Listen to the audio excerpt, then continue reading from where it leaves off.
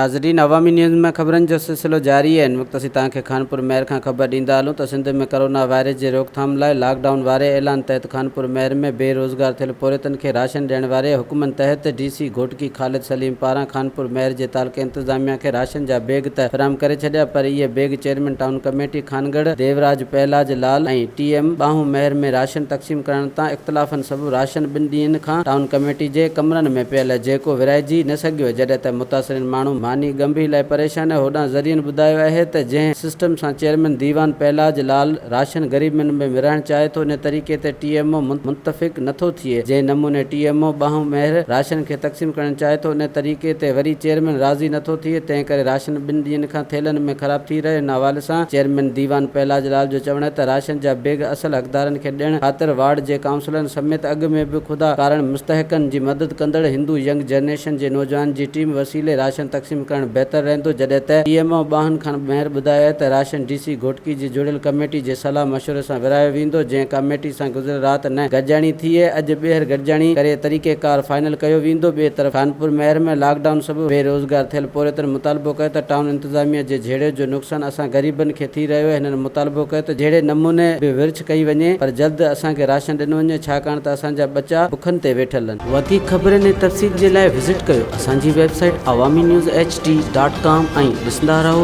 Awami news HD।